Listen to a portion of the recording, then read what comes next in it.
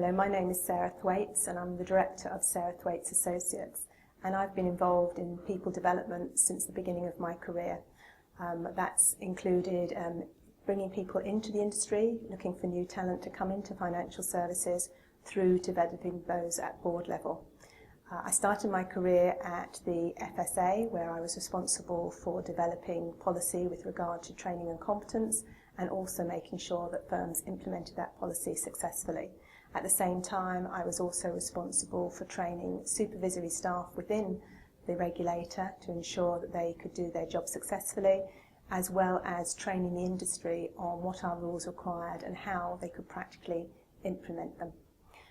From another point of view, I was also the CEO of the Financial and Legal Skills Partnership, and that's the sector skills council that was responsible for raising competence and skills within the financial services sector. And whilst there, we developed accreditation schemes, apprenticeship frameworks, and also attracted new talent to the sector as well.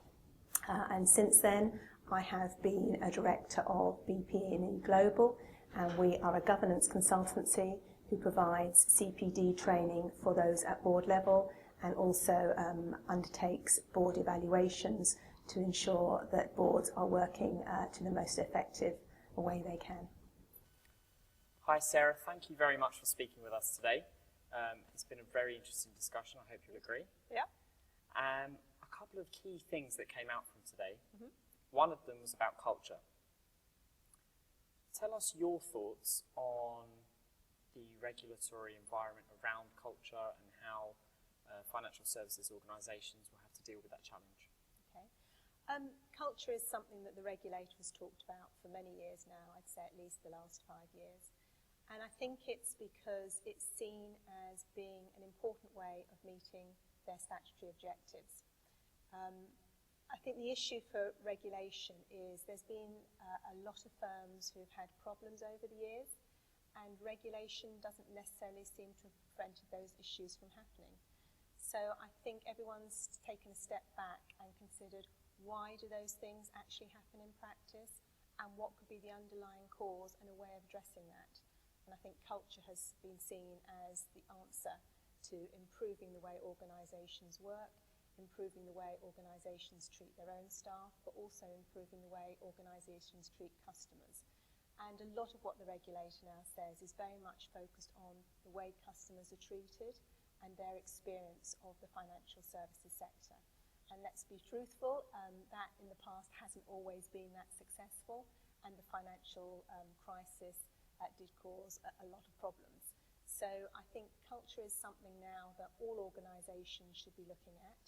It's often seen as being set from the top, toned from the top, the board, and I think that is vitally important, and the regulators often commented on that.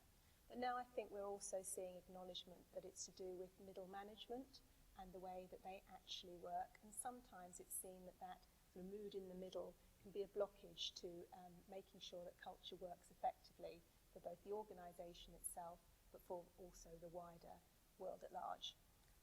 So the way the regulator looks at culture, they tend to go into an organisation and look at a number of proxies for culture in order to measure how they think an organisation is doing.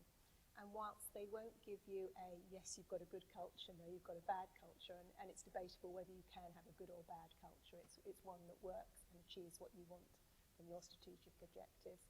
I think it's also true, though, that the regulator is saying they go in now to an organisation and they join the dots.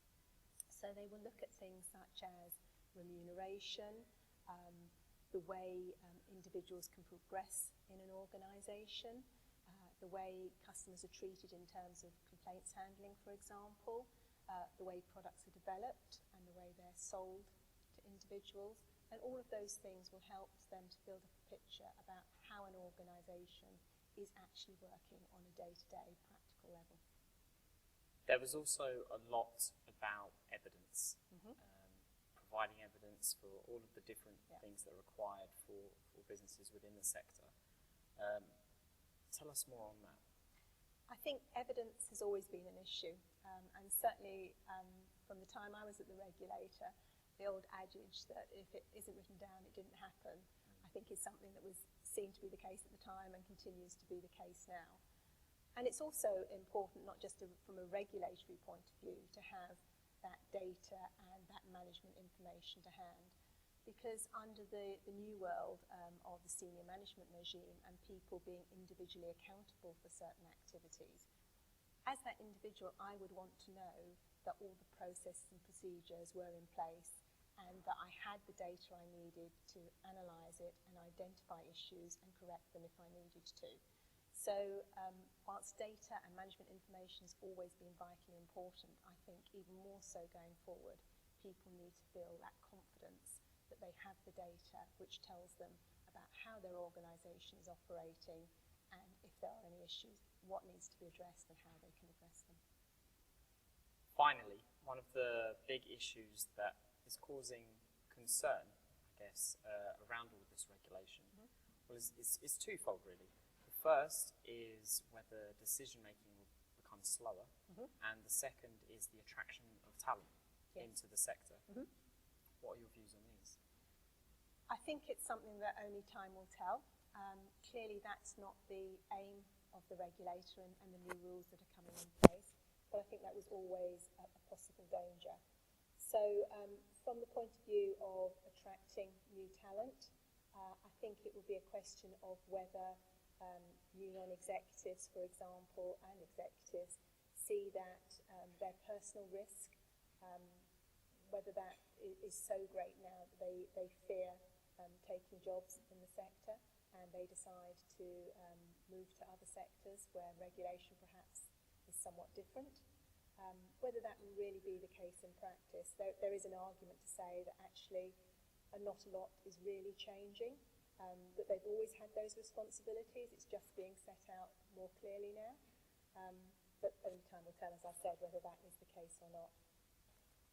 In terms of whether more bureaucracy will come in at board level, again, I think that that's something that could happen. Hopefully it won't. The regulators have both been very keen on stressing the need still for collective responsibility, have pointed out the guidance and best practice contained in the UK Corporate Governance Code, and that really the new senior management regime with individual accountability sits alongside perfectly comfortably with that collective responsibility. I think human nature being what it is though, if I'm personally responsible for a particular aspect of the business, I'm probably going to want to make sure that my comments and challenges are recorded at board meetings, and therefore I guess you may see more focus by those individuals on the particular areas they're responsible for, and then, which I would hope to see, increased length of minutes than we currently have. But we'll wait and see if that happens in practice. Well, as you say, we'll wait and see. So thank you very much for speaking with us, and we've got an interesting year ahead. I think so.